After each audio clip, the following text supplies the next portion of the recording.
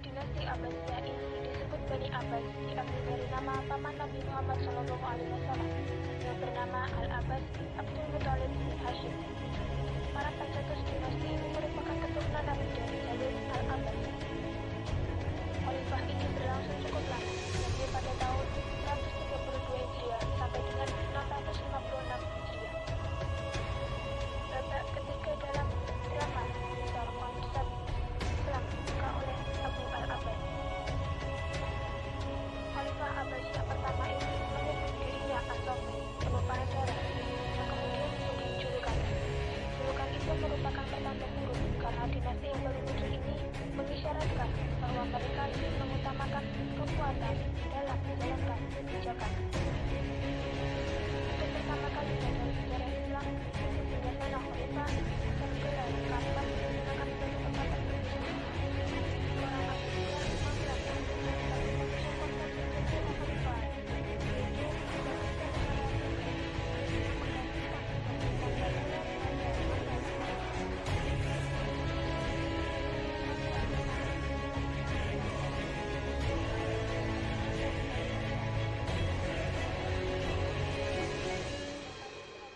menggantikan para mengenakan jubah yang dikenakan oleh Nabi Muhammad SAW.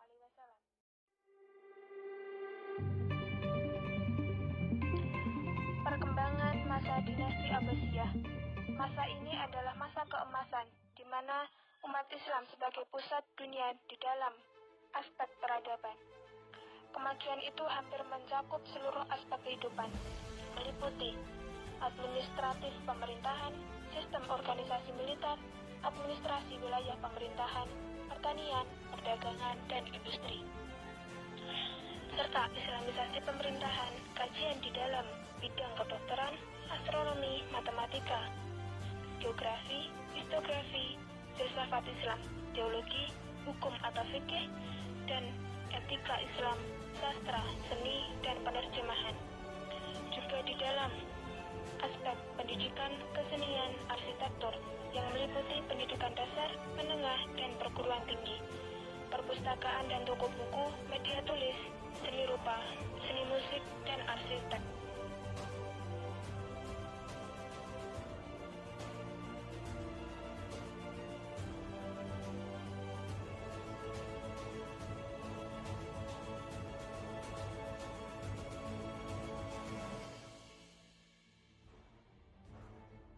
Sistem politik pada masa Bani Abbasiyah. Sikap politik Daulah Abbasiyah berbeda dengan Bani Umayyah, sebab dalam Abbasiyah pemegang kekuasaan lebih merata, bukan hanya dipegang oleh bangsa Arab saja, tetapi lebih demokratis, melihat bahwa kekuasaan itu harus dibagi-bagi dalam segala kekuatan masyarakatnya. Maka bangsa Persia dan juga bangsa Turki diberi kekuasaan yang sama. Strategi ini dianggap penting mengingat masyarakat yang sangat bervariasi latar belakangnya serta suku dan juga rasnya. Maka dengan prinsip ini berubahlah pola pikir masyarakat dari pola pikir yang simbolik menjadi berwawasan ukhuwah Islamiyah. Berikut adalah sistem politik yang dijalankan oleh Daulah Bani Abbasiyah pertama. Yang pertama, para khalifah tetap dari keturunan Arab asli, tetapi para menteri, panglima, gubernur, dan para pegawai lainnya dipilih dari keturunan Persia dan juga Mawali. Yang kedua, kota Baghdad sebagai ibu kota negara yang menjadi pusat kegiatan politik, ekonomi, sosial, dan kebudayaan. Yang ketiga, ilmu pengetahuan dipandang sesuatu yang sangat penting dan juga mulia. Yang keempat, kebebasan berpikir sebagai hak asasi manusia diakui sepenuhnya. Yang terakhir, para menteri turunan Persia diberi kekuasaan penuh untuk menjalankan tugasnya dalam pemerintahan. Lalu kemunduran Bani Abbasiyah. Yang pertama, Abbasiyah mengalami kejayaan yaitu pada masa Bani Abbas, di mana pemasukan lebih besar daripada pengeluaran, sehingga Bait al-Mal penuh dengan harta. Namun, setelah khalifah memasuki periode kemunduran, pendapatan negara menurun tetapi pengeluaran semakin meningkat.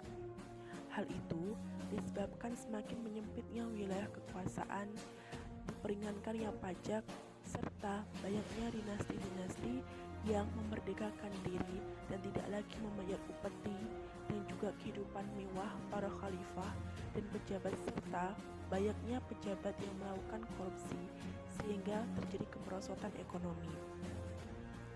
Yang kedua, lemahnya khalifah yang diangkat sehingga tidak mampu mengendalikan kekuasaan yang berimbas pada konflik-konflik dalam bidang politik.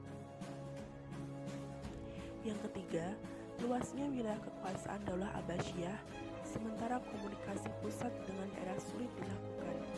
Bersama dengan itu, tingkat saling percaya diri di kalangan para penguasa dan pelaksanaan pemerintahan sangatlah rendah. Selanjutnya, jatuhnya kota Baghdad pada tahun 1258 Masehi ke tangan Mongol bukan saja mengakhiri dari kekuasaan khilafah Bani Abbasiyah, tetapi juga awal kemunduran politik dan peradaban Islam, karena Baghdad sebagai pusat kebudayaan dan peradaban Islam yang sangat kaya dengan khasanah ilmu pengetahuan.